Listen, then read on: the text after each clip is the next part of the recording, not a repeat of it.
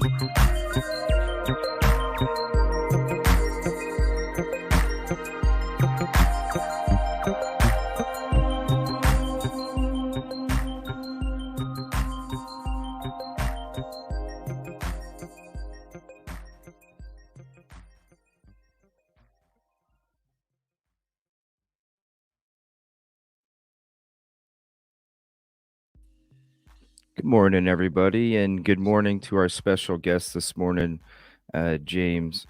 Uh, I came across one of your videos um, with your trip to Moscow, and then as I got on your channel, I kind of discovered that, man, you're a foodie. You paraglide. You're mountain climbing. You're traveling. You even did van life for a period of time. I was like, wow. Uh, but your story is what really captivated me because after I got done watching that episode, I came across it from somebody else's channel. And I was like, wow, the courage and the strength with your story and your journey.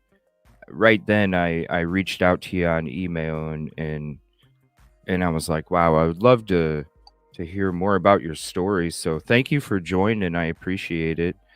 Yeah, thank you for having me. What a journey you've had so far. Yeah. My gosh.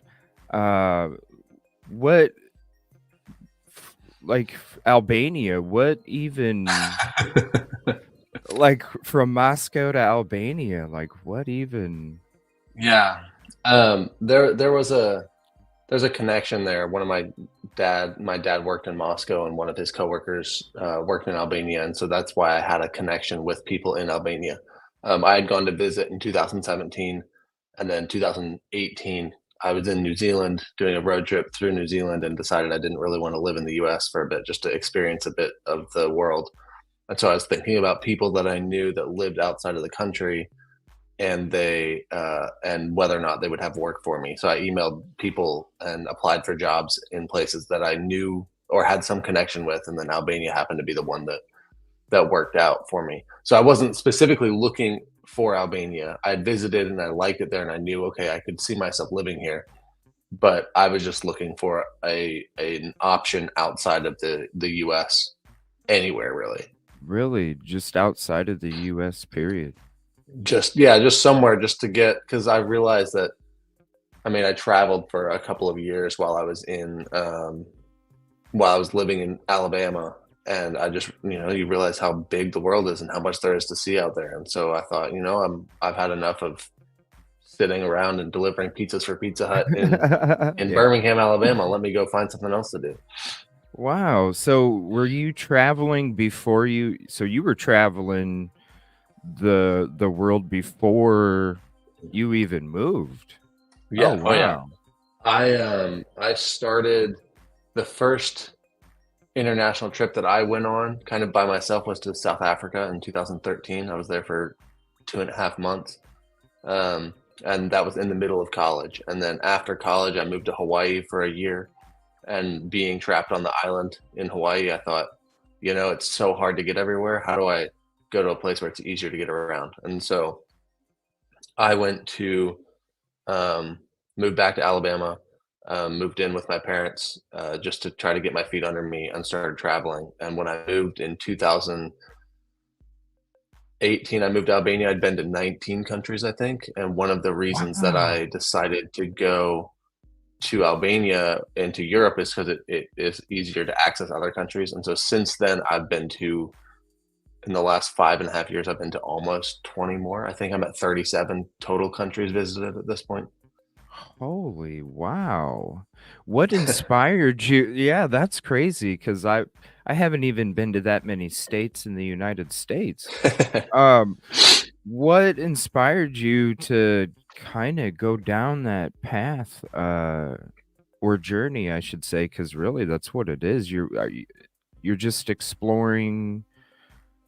Are you I think a lot of it was uh, coming from Moscow, not wanting to associate with a lot of the things that happened in Moscow. And how do I, like, I wasn't born in Moscow, I was born in Alabama. My family came from the South to Idaho and then went back. And Oh so I wow. didn't feel like I was ever from the Northwest. I didn't feel like I was ever from Idaho. And I thought, it didn't feel like home. And so I was kind of on this search to find a place that felt more like home. And I would just go to a bunch of places and see what was there. And then I found I had a hard time maintaining friendships for very long. A lot of people would just kind of drop me by the wayside as they moved on to something better or different. And I Mm, found that when I traveled, I was meeting new people that I could have conversations with and I felt like they were interested in my life, even if it was just for like a 2-hour plane ride. We would talk and they felt more interested than people that I may have known my entire life.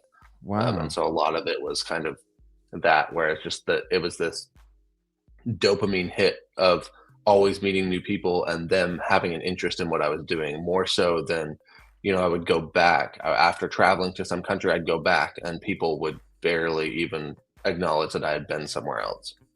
Wow. How old?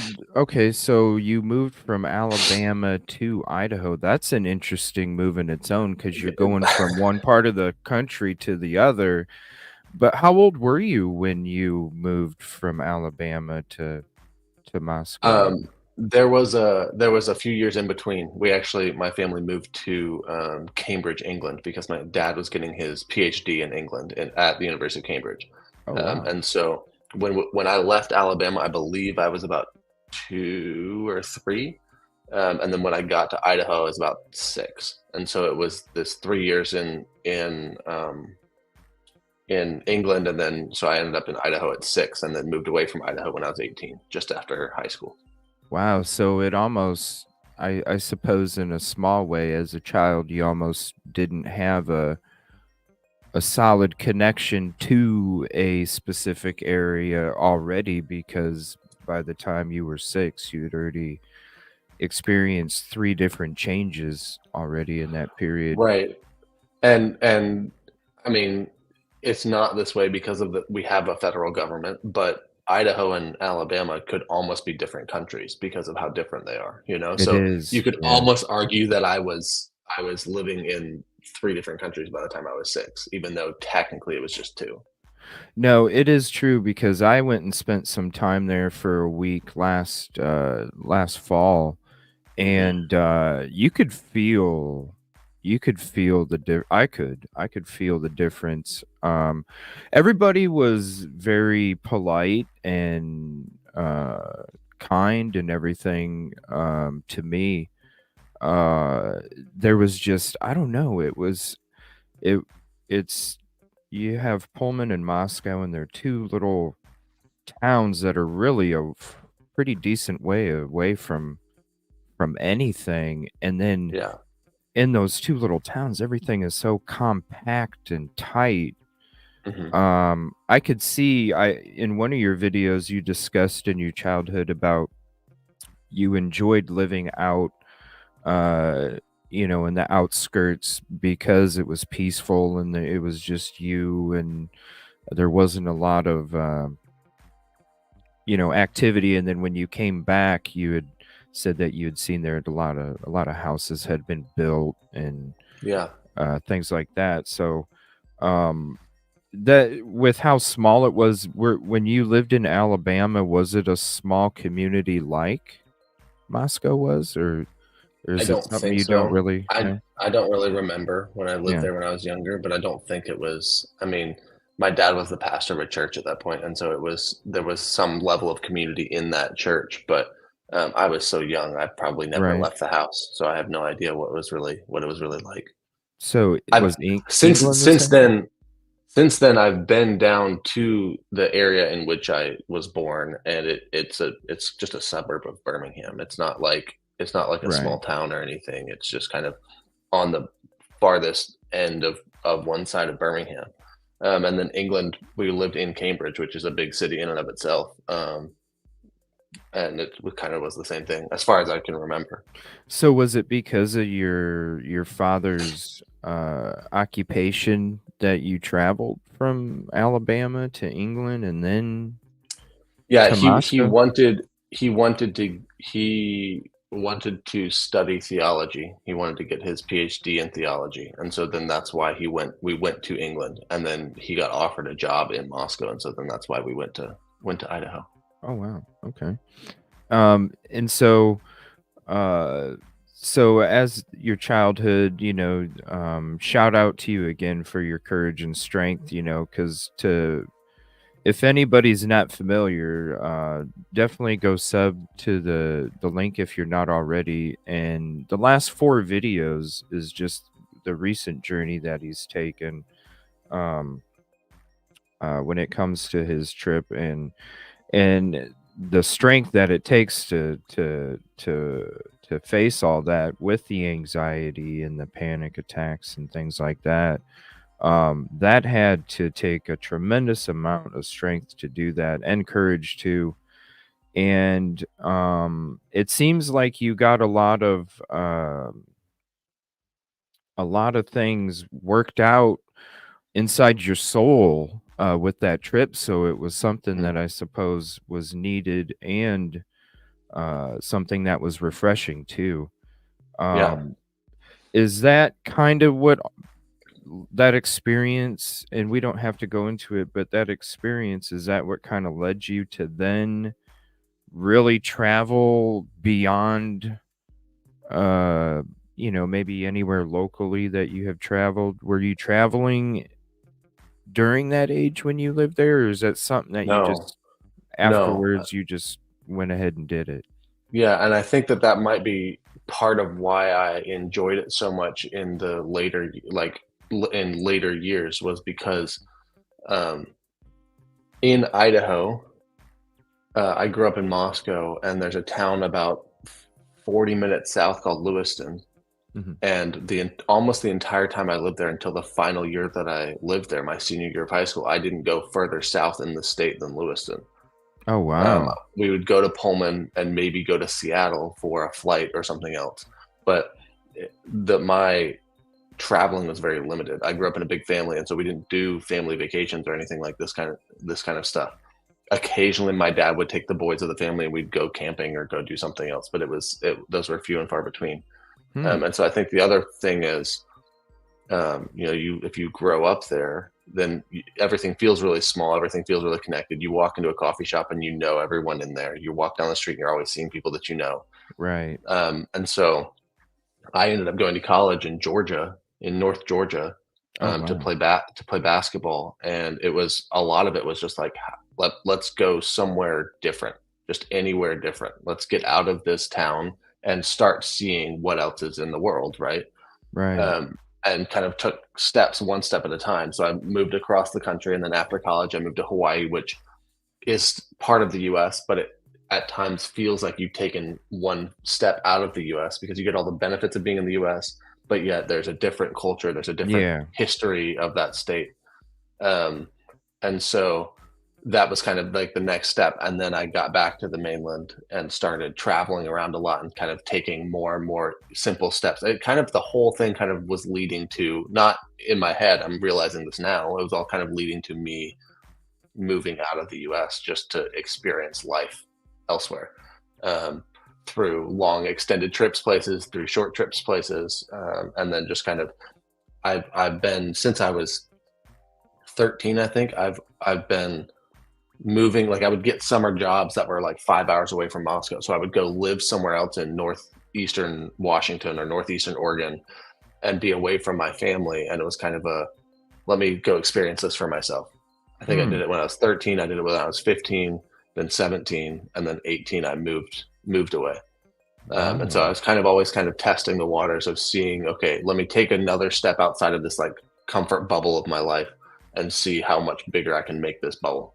And so Right. then moving to Albania, which is a very unknown country in most of the world, is Right. a large step outside of that bubble. But what it's done is it's expanded that bubble of comfort even larger.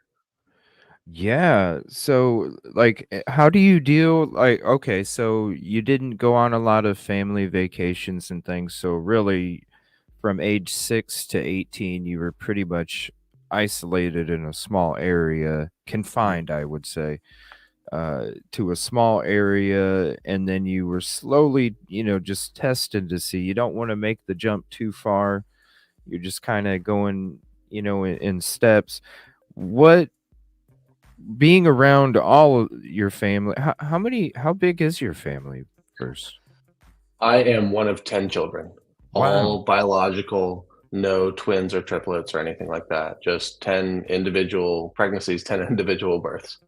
And I'm Wow. number 6. So I have Understood. 5 older siblings and 4 younger siblings. Wow. So how so you're around your family all the time, you're not really exploring too much, or you don't see the outside world as much. I know what you mean when it comes, like you see the same person at Walmart on the same Tuesday and, Mhm. every month and this and that. Is it when you started to like when you first went to like Northeast Oregon and Washington, how was it being away from your family when you started to make those steps? Was that difficult or how did you Um, handle that? so, when I was 13, I went with one of my brothers who was 15, and we went up to northeastern Washington and worked on a hay farm. And it wasn't so bad because it was only maybe a month and a half, and it was both of us together. So we have that shared experience, and we had each other to lean on, kind of. And we had Okay. these connections with the farmer there that we knew his kids that were in Moscow, and so we kind of it felt a little bit more familiar. And then Oregon was different because I went there by myself and lived with people that I met when I showed up there. Oh, wow. I went down to work on a ranch and got there, and the rancher said he didn't want me working on the ranch because I was too young. And but he owned a restaurant, and I could wash dishes in the restaurant. Oh, And I wow. didn't feel like turning around and going back to Moscow, so I just stayed down there and did that. Um, and Wow. it definitely launched me into that one more so than when I was 13 in Washington, but the one in Oregon definitely launched me into this is what the real world is like. Um, this is how people act. I was living with guys who were either in college or just out of college, which is a pretty big gap, especially when you're a sheltered 15-year-old kid. Right. Um, and so, get introduced to like South Park or something like that, which is a show that I'd never heard of before that. And then Right. suddenly I'm watching this and I'm thinking, oh, this is weird. I've never heard of this. What's going on? Why is this, just little dumb things like that. But I enjoyed it because it was something new and different from the Fresh. Yeah. same old life in Moscow all the time. Right. Yeah, like a Yeah. fresh, yeah, like you can finally breathe in a way. Hmm. Kind of feel that's interesting. So, um, not only from the small town, because because there is like a sheltered type life when it is these small, really small communities and things. But not only that, it was also sheltered inside the home too, where Hmm. you weren't even exposed to certain TV programs or probably music or other Right. things like that.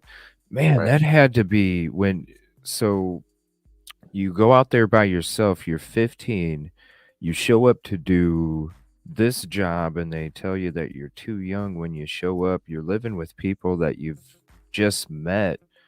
And coming from that, I can't imagine the wake up call you must have got, I, just um, I I was I don't know how much it was a wake up call because of the community that I grew up in. I was under the impression that my way of life was, my belief system and worldviews were better than everyone else's because that's kind of what I've been taught through school or whatever, or the people in the community. And so I went in there thinking, oh man, these people are so depraved. They're the worst people, you know. And by the end of the summer, I was like, actually, they're fine. They're a little bit crude with their humor, but being at 15, I was starting to find that kind of thing more humorous, and so it's just like, oh, these guys aren't that bad. I mean, some of them weren't great people, but it still like opened my eyes to, oh, you don't have to be going to the church that I went to when I was younger in order to be a normal, kind, generous, human being, which is kind of what my child brain thought was the case. It was okay. There's this box and there's this box, and me and everyone that I go to church with is in this one, and anyone else that doesn't is in this one. Right. And then realizing that that's actually not the case at all. So that I think that summer was probably impactful on me in figuring that out and understanding that, not only like understanding that um, it doesn't matter someone's background. If someone's going to be a nice person, they're going to be a nice person. If they're going to be a jerk, they're going to be a jerk, and it doesn't matter if they have worldviews that are similar to Mhm. mine or not. And then also, kind of my first experience of staying with, living with, interacting with strangers, and it was in a very, I mean, uh, like, yeah, I was living with them, so it's almost this more intimate setting than just like sitting next to somebody on a plane. Like we were Right. interacting every day, had to deal with each other's leaving dirty dishes or any of this kind of thing. Learn Um, each other's traits and right, and so it was my first step into that whole experience, and I think that it probably was. Well, it wasn't a great experience. Some of the guys were just not kind people at all, right. and some of them were great. And so it opened my eyes pretty quickly to seeing, okay, just because they come from the same background doesn't mean they'll be the same. But also, um, I learned how to deal with that kind of thing pretty early. Yeah, because I mean, if you're doing that at 15, 'cause, I was actually homeless before I even graduated high school, Mhm. and so when, you get exposed to a lot of ugly things out there when you're kinda thrown into that, or not even thrown, but, like, you're in a position where you're having to deal with, uh more grown-up thoughts at earlier age than when most people would, I suppose. Because I Right, mean, at 15, you're pretty much having to have the thoughts like a 18-year-old would, when right. they're moving away, to how long were you over there? Just for the summer? Yeah, just for the summer. Just for the summer? Um, and so what when it got to so when you graduated, you moved to Georgia to go play basketball. What Mhm. happened with, your college? What happened with, you graduate or did Yeah, you I went for 4 years, graduated. It was a Christian college, a Presbyterian college, and so at this point, I have no problems with that. But I don't, you know, I'm I wouldn't have minded not going to a Christian college. It wouldn't have mattered to me either way. This was just the place that I was able to play basketball, and so that's why I picked that school. And That's once awesome. basketball was over, the school didn't really mean much. I feel no kinship with the school. I met friends there, and still friends with some of them. But the whole donating to your college means nothing to me, and I wish that they would stop contacting me trying to get me to donate because That I don't feel like the school actually did anything for me except for let me play basketball. So That's funny. So, after college, then you go back to Moscow or no, how does that I left Moscow in 2010, and I haven't. I oh, went you back to visit my family when they lived there, but I haven't moved back there. After college, I lived in Chattanooga for the summer, and then Chattanooga, Tennessee, and then moved to Hawaii and did an internship at a church in Hawaii. But that was kind of a means to an end. It was okay. I can live on Maui for free, and get paid a little stipend, and I just have to work at this church, but I get to live in Hawaii. And so then that's what I did for that year. Spent the whole time, adventuring, exploring around the island, and filming and taking photos and that kind of thing. And then after I got into that, I realized that that's what I wanted to do, and I wanted to travel more. And so it's just difficult to do it from Hawaii. So I Yeah. went Yeah. and I moved back. And by that time, during college, my parents had moved from Idaho down to Alabama. And so that was kind of the place that I went to get my feet under me and kind of start building up from scratch what I was going to do. Oh, Yeah. wow. So your family's spread out now from Now, yes. Moscow to Tennessee to Alabama. Wow. Yep. Yep. Wow. Um, and with Hawaii, so really exploring different cultures is nothing new to you. You were born in Alabama, you went to England, you went to Moscow, Hawaii, man, just different cultures, period. And it, like you said a little bit ago, that Moscow was different. Is it to you, since you've lived there, is it a different way with the state border? Like when you lived in Northeast Oregon and Washington, was it the same kind of, like you say, it's its own culture or own? Um, Is it the I would same? say, Is it like in my head, when I like at the beginning of this conversation, when I mentioned that kind of Idaho and Alabama could almost be different countries, it yeah, was kind of the Southeast and the the zone? Northwest are kind of different countries, and even like Seattle is different. Like the actual West Coast is different from like inland Northwest, where Idaho is.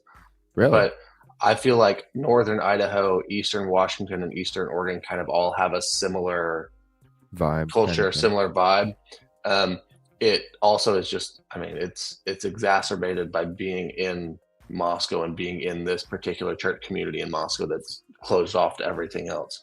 And so I think that if you were in Moscow and then you go to Pullman or you go to a small town in Washington, you kind of feel like, oh, they're Northwestern. So it's kind of the same thing, Okay. unless you're in one of these like tight communities like we were. Is And so the what I experienced when I was younger in that community would not necessarily be the same as some random person living in Pullman or some random person living in Joseph, Oregon, or something like that. so does the church have a lot of uh is there a lot of influence there then with it? Is Um, that it was kind of, and things have changed, and I've been I've been gone for a long time, so things might be different now. But yeah. when I was there, it was less of having influence in the community and more of telling the church community that we're better than other people, and so we don't associate with other people. And Oh, so so you didn't I didn't even interact with associate. I didn't Oh, interact with any kids from public schools except through basketball. really? My friends were going to church with me, going to school with me. We all knew everybody else, that kind of thing. And so it felt like an even smaller town inside this Wow, small town. yeah, because Yeah, it's only 20, 30,000 people, and right. then I think, what, maybe 10, what would you consider the population, like, what would be the, like, percentage-wise population? So it's already a small town, 20 to 30,000, and then if you're just having, you're only able to socialize with your church community, how many people were in your church community at that time? I would say probably less than 1,500. Wow. But I don't know exactly, but I would guess less. And now it's probably more than that because that same church has then planted other churches and they've probably attracted more people and whatnot. But when I was there, the church, the community that I was in was like a community of 1,500 people or less inside of this small town that was also small. Wow, So so that had to so be I grew up in a town of 25,000, but it feels like I grew up in a town of like 1,500. middle of nowhere, yeah, 1,500, 2,000 Right. kind of thing, yeah. Wow, and so you probably didn't even go into town that much either, unless it was for functions or whatever, and other than that, you probably were just out in Right. the country and Right. So once I got my driver's license at 16 or 17, I started interacting with people more, would go play ultimate frisbee or play basketball. And those groups of people that would play those things were fine with other people coming to play with us that were outside of the church community that we were in. So I would interact with when I was 16, 17, 18, I would interact with other people that were different backgrounds than I would, in the rec center playing basketball, or at the University of Idaho practice field playing ultimate frisbee or something like this. mm. Um, and it still was felt different because I didn't feel like I knew them, but it was I would interact with them a little bit more. Yeah, that had to be, man, I can't imagine, like, 'cause see, I'm thinking like 20, 30,000 small, but when you compare it to just the community, of your church and then how small it is, maybe 1,500 at that time, um, that had to be a scary step to, like, even that first step just to, like, go away. Though, like the one you spoke of with your brother, you still had a connection, in a way, because you could, literally at a second go back. Even with the job that you took in Washington too. But Mhm. the when it comes to going to college, that had to I imagine that one was probably really scary, Yeah, considering where you came from, and then you're really, like, across the country, you're right. by yourself. I had visited that college once for a basketball camp the summer before I moved there. My grandparents at the time lived in Atlanta, which was 2 hours away from where the school was. And so when I went to college, I knew a couple of guys that were there from the bat. We all went to this basketball camp together.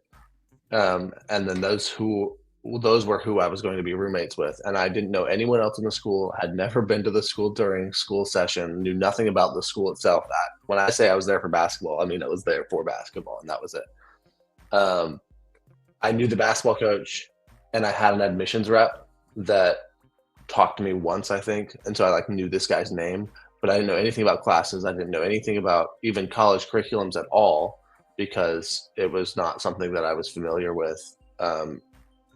Going in high school. Um, and so it was kind of like a movie. My grandparents drove up. My granddad's driving this Cadillac. My grandma's in the front seat, and I'm sitting in the back. And I have two suitcases and a box of books. And I pull up outside of my dorm building. I unload my stuff, put them on the curb, turn around, and my grandpa rolls down his window. He's like, "You got everything you need?" And I said, "Yeah, I think so." And he goes, "Okay, see you at Thanksgiving." And he drives off. And I turn around See you at and Thanksgiving. it feels like a movie. I turn around and I kind of standing with my bags and kind of look up at this building, and I'm thinking, well, here it Here we goes, goes, you here we know? go, Yeah. yeah. But I think that at that point, I was so ready to get away from the community that I had grown up in that this was like, okay, it's a complete reset. Let me completely start over. I can be the exact person I need to be. I didn't tell people I was from Idaho. I would tell people I was from Alabama because I was born in Alabama. And when they found out my family lived in Idaho, it was this whole big, like, how do I explain this whole thing? Um, but I wanted to disassociate from anything from Idaho, from Moscow specifically in Idaho, Mm, as much as I could because I was kind of done with so much that had happened there.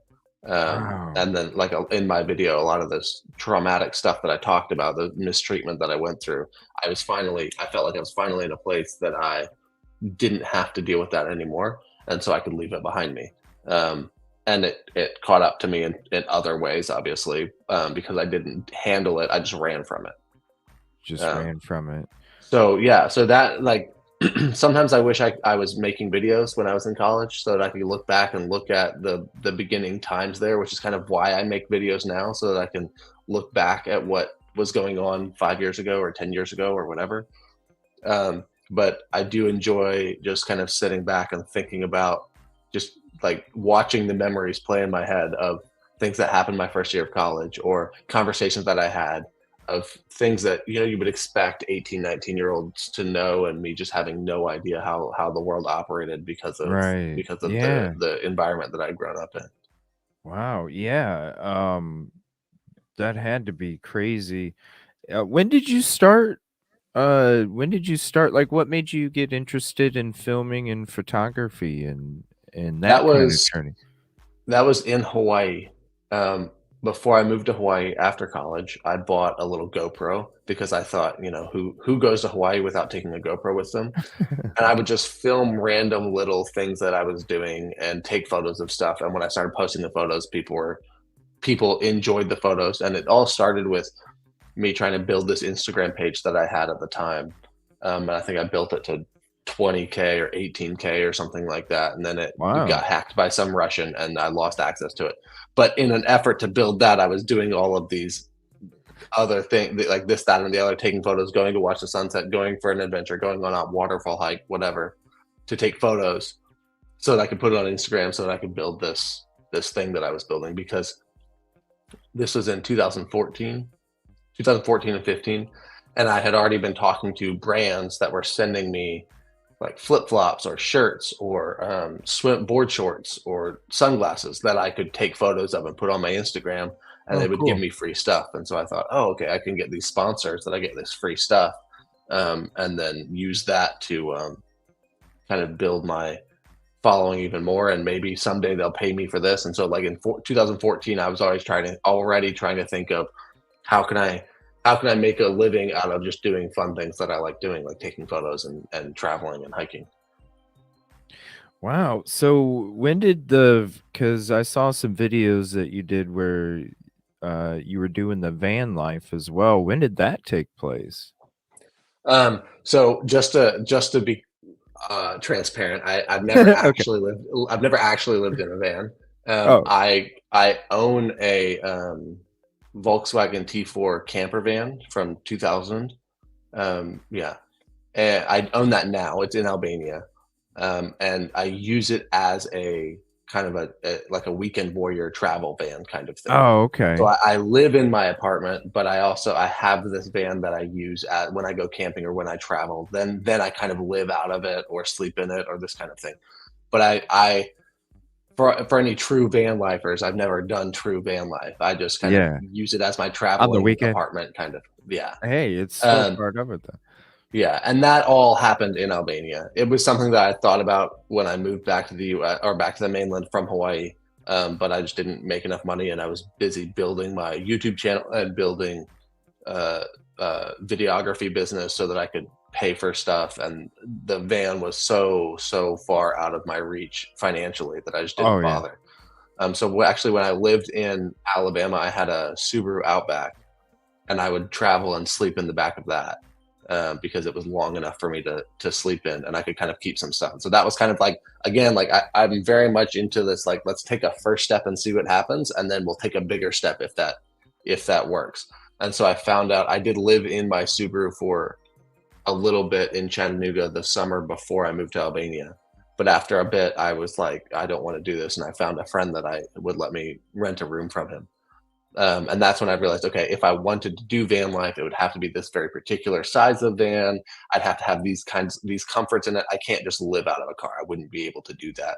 In it, Mhm. I mean, I could if I absolutely needed to, but I would rather live in an apartment than live in just a car. Um, and so the big bulk of the van stuff has come since I moved to Albania, because it that's where I was able to purchase this van. And so then Mm. I've been doing some modifications and kind of using it as my traveling hotel room, basically. Yeah, hey, it saves money, don't it? Yeah, it does. It It does. does. And it's really convenient when I'm traveling, even if I'm just going on a long road trip. I have a solar panel. I can plug in my camera batteries, my drone batteries, all of that can charge while I'm driving. And then I don't have to think about, where am I going to charge this? What am I going to do about that? You know, my solar panel is powerful enough to even charge my computer. And so then I set up a hotspot on Wow. my phone, and I can work from the middle of nowhere. And I've done that a couple of times, not super often, but you know, it's at least I have it set up nicely. it's not somewhere that you'd want to live full time, but it's a nice setup for a few days at a time or even an extended trip. How often do you travel then? Uh, Um, Most of my traveling since the pandemic, most of my traveling has been in Albania, and uh, I'll often either go with friends, in which case I'm not sleeping in the van because I don't want to subject them to that. Or sometimes I have partnerships with hotels that will give me a free stay, and in which case I don't really care to stay in the van. wow. I would say a couple times a month I'm doing some trip in Albania, and then kind of depending on income level, depending on how much work I've had recently, I might take an international trip once every few months. Um, Wow. and I mean, in Europe, you can get cheap flights. So, in the summertime, I flew to Rome for $30 or something like that. So What? if a flight is that cheap, I might Wow. sacrifice and do something like that. But I tend to wait until I Wow. have the money to make a trip before I even try to do it. Wow, $30? Well, I mean, Yeah. it's probably an hour flight? It's Yep. probably not that far. It's an hour, maybe an hour and a half, and it's one of the like most uncomfortable seats, and you have to pay for anything on the plane. You have to pay for, all you get is a little backpack, that kind of thing. But if I'm just going for a couple days, Right. okay, I just throw my clothes into a backpack and it's fine. And even if I do want to pay for a more comfortable seat, it's like $10. And so, okay, now it's a $40 plane ticket. Oh no, not Right. that big of a jump. Compared to here where it's like 2,000. Right. Something like Exactly. that. Um, man, that's crazy. So you travel so that's pretty much is that what you envision just from here on out, is just traveling and documenting I and think or do that you have a bigger picture towards another phase, or is that um I do enjoy that. I really would like to plant roots somewhere. As you can see in my description, in my bio on YouTube, it says an everyman's journey to find beauty in the mundane. yeah. And part of that is I want to show people that anybody's life has beauty in it. Even if you're getting up and you're going to a cubicle every day or whatever, it's just maybe you're seeing the sunset, maybe you're seeing flowers bloom. Like there are beautiful things that happen. Um, and I think that if I'm just traveling nonstop, it kind of doesn't help tell that message. And so my hope is to build build a life somewhere, create roots somewhere, and then do some trips because that's what I enjoy doing, but also really build stuff that build something that shows people that like I'm just living my everyday life like anyone is. Yeah, my everyday life might look different because of my job situation, but I'm not like you don't have to be traveling all over the place and going to a new country every month just to have this, see the beauty and see the magic in life. Um, and so I do enjoy that, and I do enjoy documenting that. But I think that um, my long term goal is I want to build a home, and this is where my home is, and I haven't found where that will be yet. Mm. Um, Do you and have to then take kind of branch steps out for from that? there. Do you think you'll have to take steps to that? Because you went from being in that home with that huge family, you're around a small community for a majority of your youth, and then you're taking steps to kind of branch away and explore. Do you think you'll then have to take steps back to go back to planting roots in one area, not, you know what I mean? Kind of, Yeah, yeah, it's a good question. I think that living in Albania in the same town for the last 5.5 years, I kind of have started that. And uh, would there be some changes in the way that the culture and the um, uh, economy and all of these things in Albania? If there were some changes there, I could see that being my long term home. However, I don't foresee that maybe a few more years. I don't know exactly. But when I think about, do I want to spend the next 20, 30 years in this place? The way that the country operates is not something that I want to. I have headaches and frustrations that happen on a almost daily basis that I don't want to have to deal with.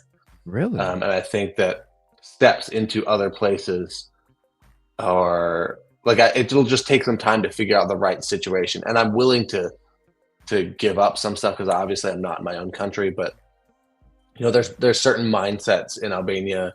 Um, YouTube is really difficult to be successful at anywhere, but especially in Albania because um, there are no brands that are advertising on Google, and so if you watch my videos from Albania, there are almost no ads on them, which a large Oh, portion of my office or my audience is watching from Albania.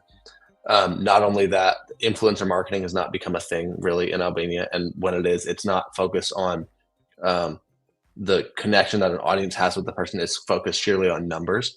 And so if let's say an energy drink wants to advertise to an audience in Albania, they go find some celebrity who has 100,000 followers and she'll just put the drink next to her as she's taking a selfie.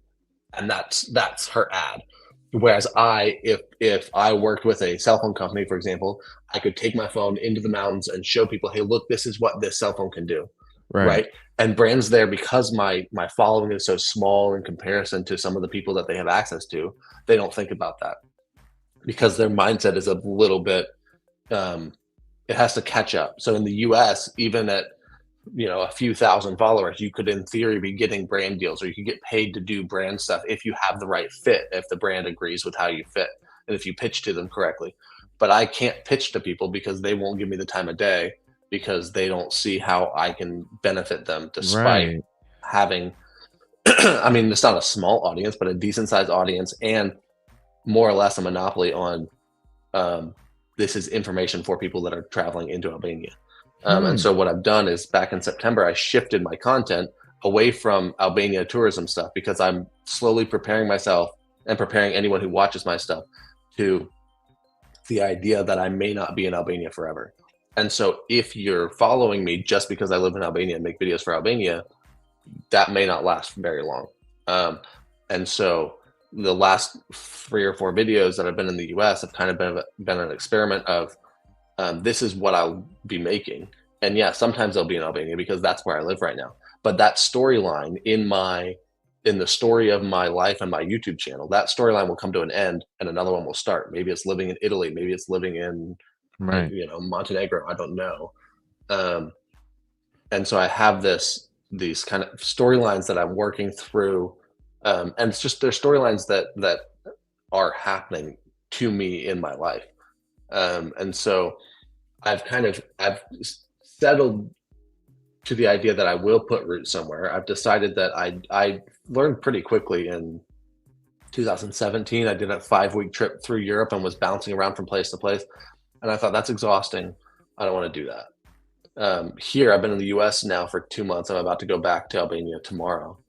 And I've been Oh, bouncing around. wow. I spent 2 weeks in Moscow or 12 days in Moscow in Idaho when I first got here. And since then, I haven't been in the same place for 5 days in a row. So it's kind Wow. of jumping and it's exhausting. So I like to Wow. have myself, my setup, and the content that I can make that people can expect. And then I treat myself, and maybe the views drop a bit, but I treat myself to a trip. I document that trip and I show that trip because that's what I enjoy doing. I enjoy all of it, but It's I really important. like that. Right. And Yeah, so if I it's do important. that a couple times a year, that's enough for me at this point. Mhm. Um, but I think part of it is because I live outside of the US, I have the traveling feeling almost every day because I have to learn how to communicate to this person in my broken Albanian that I can speak, which is not fluent by any stretch of the imagination.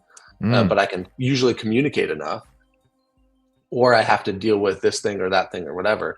And it's enough, like like I said, the steps outside of my comfort bubble every day is a little bit outside of what my comfort bubble is. And if I lived in the US, I would be very happily just inside this bubble of comfort. But because day to day interactions have to be with people that, or have to be with people or in situations that I'm not 100% comfortable in. It kind of gives me this feeling of like the excitement that I got from traveling, interacting with new people, problem solving, and how this is going to happen. What's this story going to end up like? That just happens to me naturally in my day-to-day life because I live in a country that's not the one that I'm from. So it's like, even though there's a comfort bubble in the United States, the inside of that comfort bubble isn't so comfortable. But then in Albania, where there's not that comfort bubble on the outside, on the inside there is that comfort. So it's Right, almost the opposite of one or another. right. And wow, that So when I that when I have to when I have to shut off my brain, I go back to my apartment and I watch some YouTube or I watch a movie or something, and I'm in my space. But as soon as I step out of that door, I right. don't know what kind of thing I might have to interact with. Maybe it's some random person trying to speak to me that I can't understand what they're saying, or maybe it's some situation that I wouldn't have to do just because life is so different there than it is here in the US. That just on a daily basis, I'm doing something that's different. I'm doing something that's slightly outside of my comfort zone. What's the major difference between Albania and here? Well, Like a the way of macro life? view is a macro view is the major difference is that they were a communist country for 40 years, closed off to the rest of the world until Mhm. 1991, or 1990. I forget exactly which one. And there's still remnants of that. You know, still a number of the people my age were children during communism, you know? And so people that I interact with, I have coworkers that are just slightly older than me, and they remember things in communism. And so that there's certain mindsets and the way, like cultural things that to me, I'm like, this makes no sense. Why do you do things this way? And the answer is, well, that's how it is in Albania.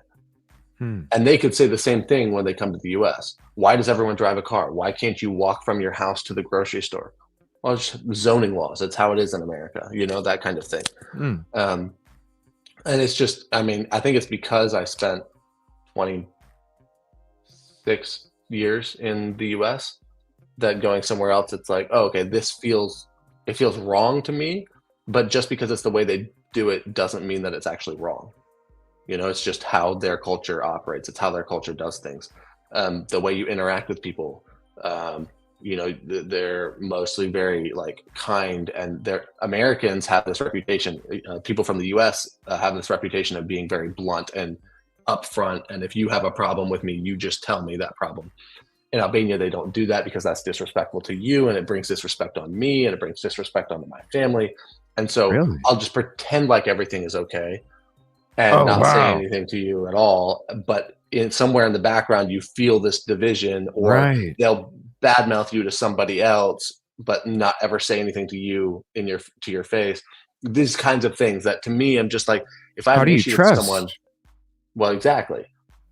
So if I have an issue with someone, I'll go to them and just tell them to their face, hey, or if I feel like they have an issue with me, and oftentimes it's, oh no, no, don't worry, don't worry. But I have some American friends that um, I have done that to, or friends that have lived in the U.S. that I've done that to, and they're that live in Albania now, and it opens up this conversation and it heals whatever damage that had happened because I was willing to be uncomfortable enough to be like, okay, there's an issue here. There's a coldness here that there didn't used to be. Why? You know, Right. maybe I did something wrong. Maybe you did something wrong. I don't know, but I want to talk about this to figure Yeah, it out. let's fix it. Yeah, And let's fix it. and Albanians, not all of them, obviously, I'm speaking in generalizations, um, tend to be non-confrontational. They tend to avoid conflict. They tend to any conflict that like actually matters about, or that's actually, you know, could have a issue. So there's times where they'll argue about politics all the time. So there'll be conflict. But when it comes to like damaging relationship, the seeming like we're okay is far more important than actually being okay. Okay. And that kind of feeds into this whole idea of appearance and how much emphasis there is on appearance of making sure your car is shiny, making sure you're wearing nice clothes, even if the inside of your house is falling apart because you don't have the money for it. It's better that your appearance looks put together and looks good. And that's something that I don't care how I'm dressed. I care about what's going on in my head, what's going on in my heart, and at the end of the day, if I have enough money in my bank account to pay for my life, I don't care if you think that I look frumpy when I'm walking down the street in a double XL sweatshirt, thinking that I don't have enough money to buy a nicer sweatshirt. No, maybe I do. I'm just using that money for something else that I place a higher priority on. And so Mm-hmm. these are just little things that are differences that, to me, it can get so frustrating. But then I also have to understand I'm living in their country. I have to kind of participate in their culture to a certain extent until there are things where I'm like, no, this is dumb. This is ruining relationships. So I'll wear my baggy t-shirt if I want, or my wrinkled sweatshirt or whatever. But if there are people that are gonna um, not let this interaction happen because they have an issue with me, I'm going to call it out. And they might be uncomfortable, but I want to be able to walk away with a clean conscience of, I tried to repair this and it didn't work. Therefore, I can't do anything else. Do It's kind of they the ball's in their court now. so do you, being that way in that culture, does that bring a lot of animosity towards your direction, or is there a lot of admiration? Like, how do I they don't take know, that? You don't know? because they wouldn't tell me They to my won't. face. They just don't. They just don't say. Right. Wow. But I can only look out for myself. And so if I go and confront somebody about something and I don't, if I confront someone about something, I can walk away knowing that I'm okay with the situation. If they don't want to extend their olive branch to figure it out, or if maybe I'm extending the olive branch and if they don't want to grab it, well, that's on them. But I've extended it, and it remains extended forever. If they don't want to do anything about it, that's fine. But I can go away because at the end of the day, I have to live with myself. I have to live Right. in my own head in my own Mhm. apartment. And if they hate me, it doesn't have any effect on my life Right. It's like as I long as was. I know I'm okay. Yeah. It's like what I always say to the community. If I give somebody 150%, it's the same way as you. You're given 150% by extending that olive branch. If they don't want to Right. take it, you can. Hey, I did my 150%, and if it doesn't make you want to give me 125 back, then we can, I can walk away just fine, no problem. Right. Do they treat do they, like, you said you have broken Albanian, and I know we just have a couple minutes. Whenever you need to go, We just we let me can go a bit longer than an hour. It's fine. I'm not in any. I just have to Okay. do some things before I leave Yeah, totally the understand. U.S. and so can't sit here all day. No, no, totally understand. Just let me know whenever. But Okay. broken language, different culture, they handle social interactions in a different way. How do you get treated uh over there? Um. hmm. Overall, Americans are treated with a lot of respect. Okay. The Albanian culture looks up to the American culture. Many Albanians wish they could live in the United States. And so, first and foremost, me just basically having a United States passport, um, and not that I show my passport, but they know that I'm a U.S. citizen. Mhm. It gets me this level of respect from people that don't know me at all. I'll get pulled over sometimes. I show them my driver's license. It says Alabama, United States of America, and they forget that they pulled me over for something, and they just want to talk about, oh, I have a son that lives in America, or I have a daughter that lives Oh. in America. Why are you in Albania? It shifts the whole conversation, which to me means I wasn't really doing anything wrong. They just wanted to pull me over for whatever reason. Um, so overall, Americans are treated very respectfully, very kindly. I think that once you get further into things, since I've lived there for so long, I've kind of lost some of that like natural, oh, you're American, so just because of that, we're going to respect you. You live here now, and so we're going to treat you kind of the same as we treat other people, which is what I would prefer. Mhm. It's fine. Um, but that then means that I personally will get treated in ways that maybe aren't the best, but that I know that that's kind of how people treat other people. Um, and so people stealing my photos or my video footage for their own purposes, and then when I call them out on it, they pretend they're like, oh, but I thought we were friends. Can't I use this? And I was, no, it doesn't matter if we're friends. That's still intellectual property theft. Like at the very least, you could ask me to use it, and maybe I say yes. But now that you've done it without asking, I'm going to tell you you have to pay me money, or else I'm going to copyright. Like this kind of Mm-hmm. thing, because you're Mm-hmm. stealing from me, Mm-hmm. and or shooting video for people that I won't name in this stream, but and then not getting paid for it. It's been almost 5 years and I still haven't gotten paid for this video that this guy asked me to shoot, and he rushed me and rushed me, and so I'm like, okay, me being a kind person, yeah, you can pay me afterwards. And now the guy I see him in the street and he avoids me. He doesn't want to talk to me. He doesn't want to interact with me because he knows Mm-hmm. he owes me money, but I'm not going to be, chasing him down for $100. It doesn't really matter that much to me. Mm-hmm. But if I was, not if I was, sorry, I think that that's because I've lived there. So in their mind, I'm close enough to one of them that, and this is people that I interact with on a more regular basis. Because I'm more one of them, they're going to treat me more like one of them. Even though they're still, well, you are American. Oh, you don't speak our language fluently. So there's still this like a little bit of separation from it. Mm-hmm. I also think that there are, like, if I go into a shop that I've never been in before and I speak some Albanian to the shop owner, he's going to be very excited that if he doesn't know who I am, or if I'm in a different city, they get very excited that who am obviously a foreigner based on how I look, how I dress, how tall I am. And they can probably tell by my pronunciation of their words. They can understand what I'm saying, but they're like, oh, that's not a native speaker, just like we can with English usually. Mm-hmm. They get excited just for the fact that I'm trying to speak their language. And so then they're very kind, they're very hospitable, this kind of thing. But I think that there's this point where, okay, you've been here long enough, you're no longer a guest in our country, and so we don't really have to treat you with the same amount of kindness same amount of kindness that way we would treat a different guest. Does that make sense? Yeah, it does. The more time goes, the more they get used to you being there. Is that why you think that like you said, you might transition to like Italy or something after a Mm. few years? Do you think that, so you're not quite sure where you're going to end up, but do you know it's not going to be in the US? It's going to be overseas somewhere, or you don't know, even it could be the US even at the end? Yeah, it could be. I can't tell you 100% it would not be in the US. Wow. For me, it's about the situational opportunity.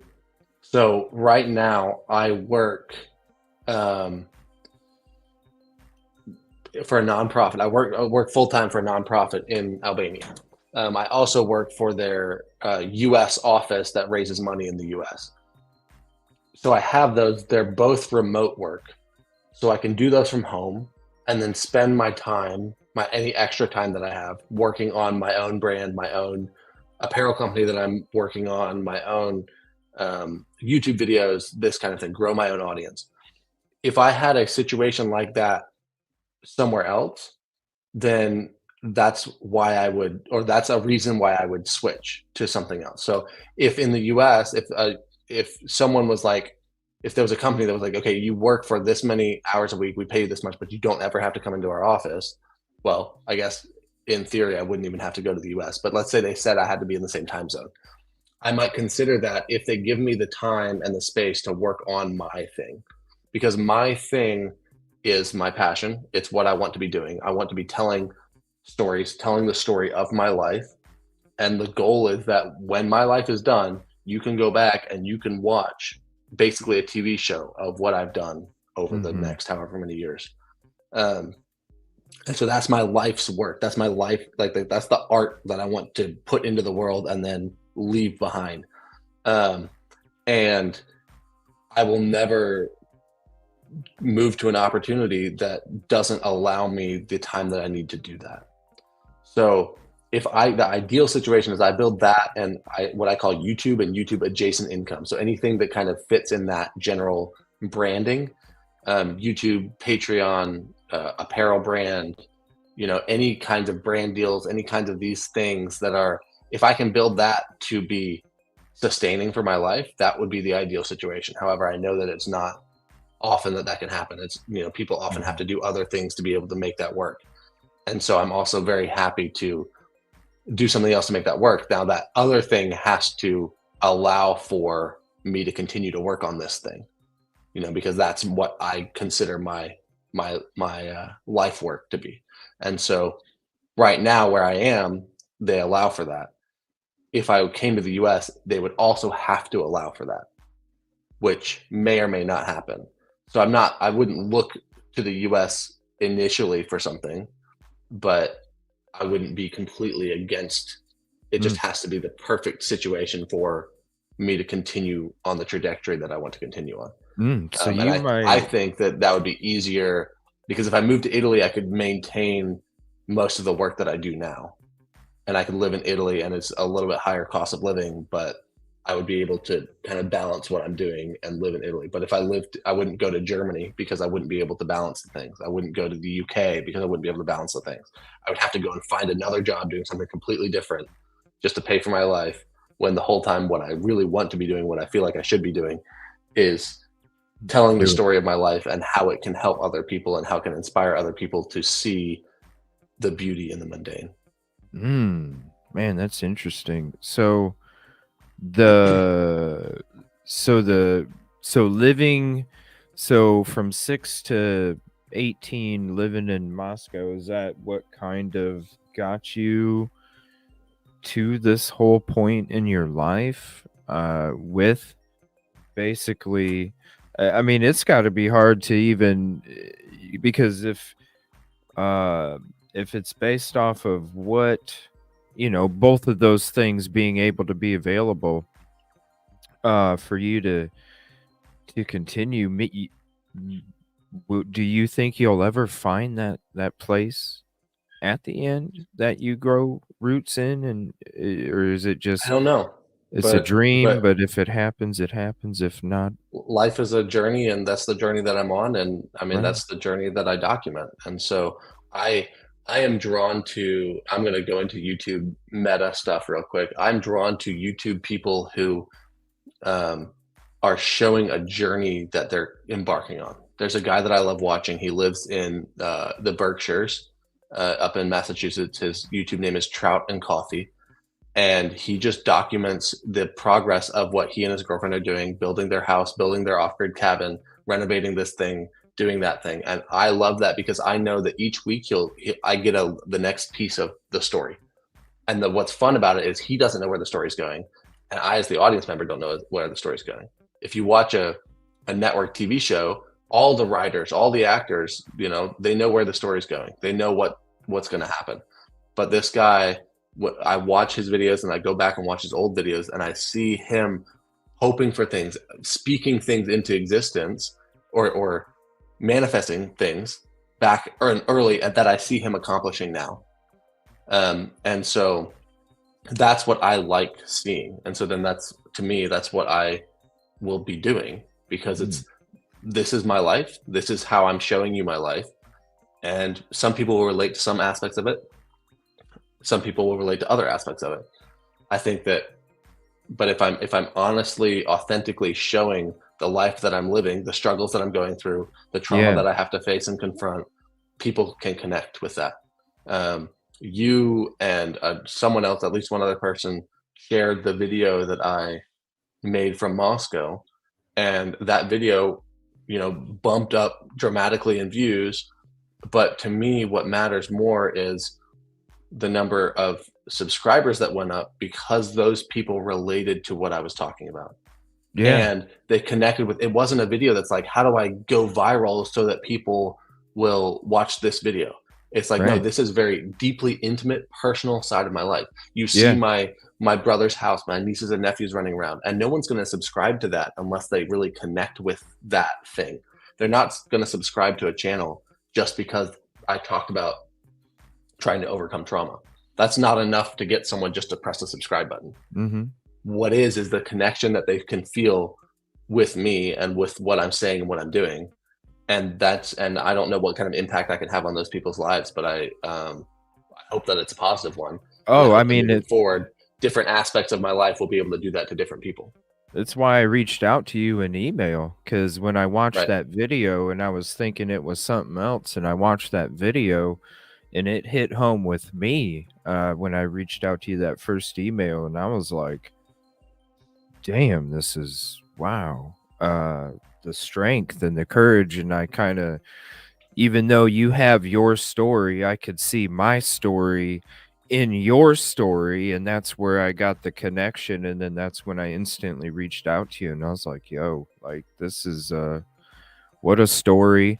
um and I suppose, I with some of the things that you've talked about with your childhood earlier, and then when you went back to Moscow, you had said that uh you had some healing with siblings and some of your old friends, Mhm. um about your experiences. And one thing that stuck out to me that you said was that you guys were able to, they validated experiences, but you had said something like, you could agree to disagree, but maybe not 10 years ago it wouldn't have been possible.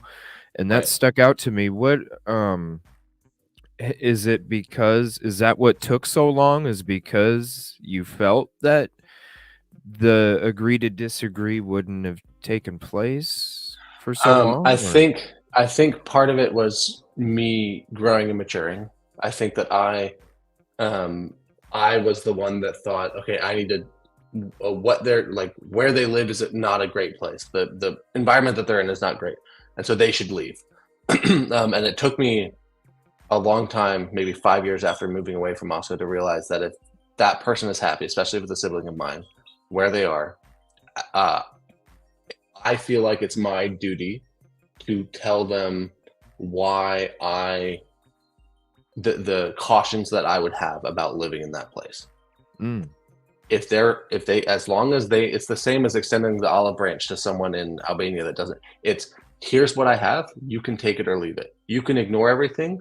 I hope that you would listen to it and think about it, but I'm not going to try to convince you to live your life a certain way or not.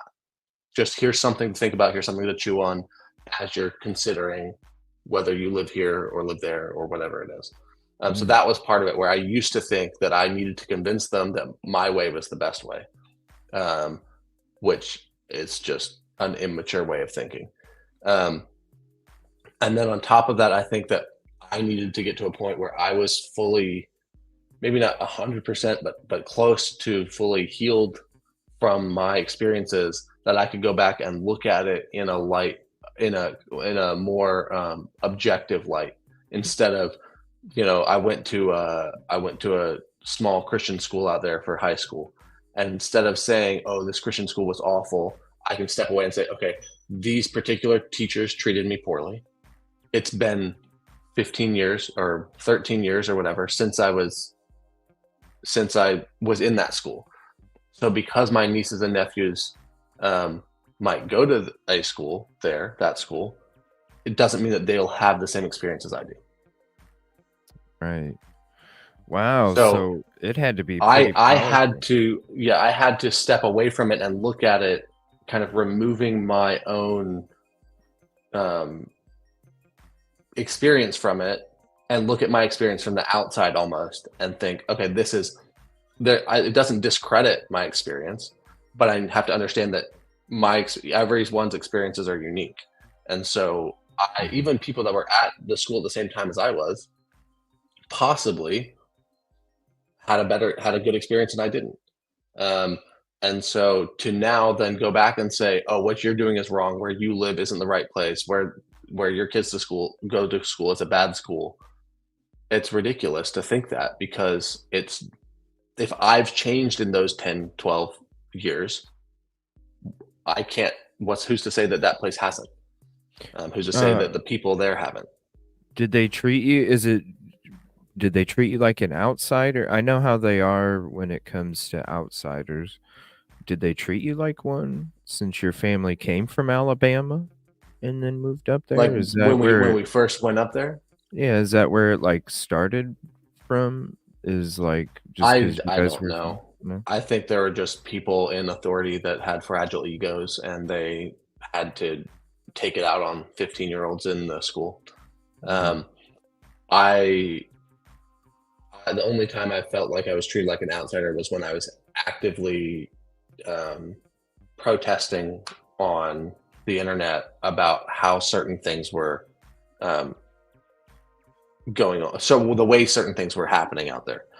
Um, and when I stopped doing that, because I realized that that doesn't really help anybody. If someone wants to come to me and ask me my opinion, I can tell them. But if just throwing something on Twitter or throwing something on Facebook is not going to convince anybody of anything. Right. And so when I stopped doing that, so I think that it's the community out there that when they felt like I was no longer attacking them, then they were willing to Oh my treat me gosh. normally, kind of. There's a whole it's a whole big thing No that wonder. we can get into on another Yeah, just with that conversation sometime. answer. Yeah, just with that answer, I was like, "Oh my gosh, now I understand everything that you've been saying and discussing where you're coming from this whole time." Like, Yeah, cause yeah, not only small community, the town itself, then small community, even smaller because of the just having the 1,500 community of the church, and then even smaller than that, because if that is what was taking place, I'm sure, because who wants to be associated with that? Because then that happens to them too. So I'm sure there was a lot of, I'm sure your circle shrunk even more than that right. when that was So taking place. Wow. for me to be able to go back and have conversations with my sister Wow. and my brother and some friends of mine that I can Oh tell man. them objectively, no longer subjectively, I can tell them objectively, this is the this is the perception of this place. This is what I think about it. As long as you know that, taking my experience out of it, this is maybe a bit of subjectiveness with this is what my experience was, but just because of that doesn't mean that you shouldn't or can't or whatever be here. That's fine. Just know that this is where I come from, and that means that because it happened, it's likely, and you're in the same place. It's likely that it may happen. Likely is the wrong word. Possible. It's possible that it may happen again. And when they say, "Okay, great, thanks for your concern," then I drop it and I'm done. I've done what I need to do. Right. In my conviction, I've done what my conscience has told me I need to do.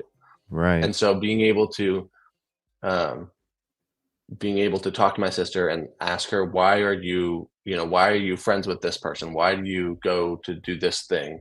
And she can give me her reasoning, and I can give her my experience with that person.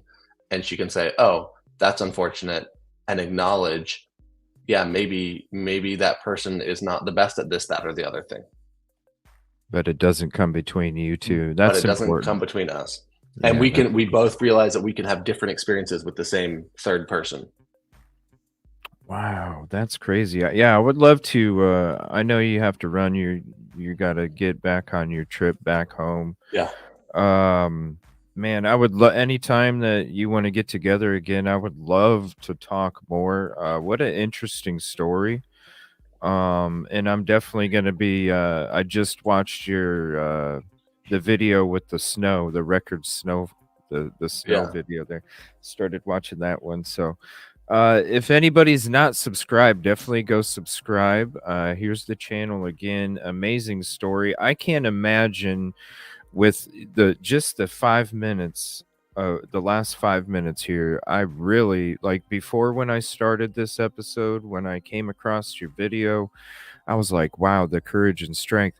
But just with what you've said in the last 5 minutes, man, I can't imagine the courage and strength you had to muster up just to go back to do that, man. That is I will say this, Shout out to that you, man. thank you, thank you. That video that I uploaded from Idaho is, I think it's 12 minutes, in which I tried to capture the last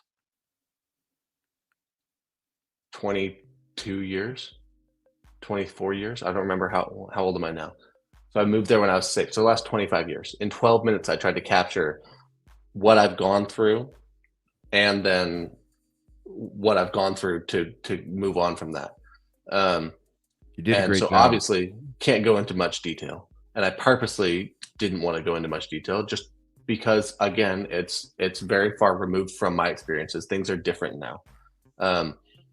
But there's so much more there, so much more underlying of where that story came from. There were people in my comments that were not happy that I didn't mention specifics, and I responded to them in that maybe I didn't, but my response to them would be, yeah, it's that's not the story anymore. The story is not what happened to me. The story is now how I've healed from it.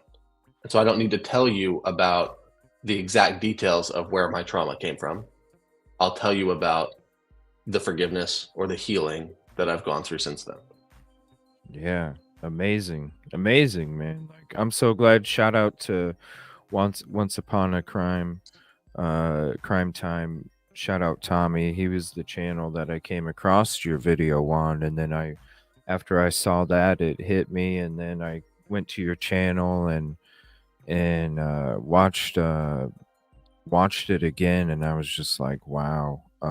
And just the strength and the courage, just to even go back and do that, just to exist there, just to drive down that same road. I can imagine it was a lot of stuff rushing back. So I want to say thank you. I appreciate your time and your sharing some of your story. Yeah, of course. Safe travels. Let me Thank know you. anytime. Anytime is a good time for me. Yeah, let's I would reconnect definitely in love a to. couple weeks. Yeah, for sure, man. And you do. I want to say, like, whenever it comes to your videos, you have such a great cinematic presentation, not only with the music, the shots that you take. You definitely have a talent and a gift, Thank you. and I'm glad, and just for you as your soul, I'm happy that you're able to fulfill those things that you have a passion for, because that's the true enjoyment in life. And so anytime another soul is able to enjoy that, it's always a bonus on this planet. So thank you so much for your Yeah, time. thank you. I I appreciate you. appreciate you. Thank you everybody for hanging out. Definitely go sub, and if watch those videos. It's a very interesting story, and there's a lot of different videos on there. How long have you been doing it?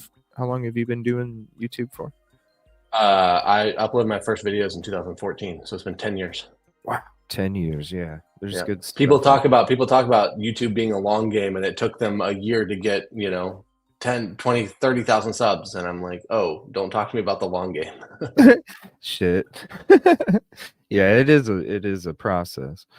Yeah, But thank you so much, man. Safe travels. thank you. If you want to reach out, let me know you made it safe. I'll let the community know. Thank you so much. Of course. Appreciate your time. I appreciate Thank it. you, All right. everybody. Hope you have a peaceful and positive evening, and thank you so much. Appreciate you. All right, see you. See you later. Thank you.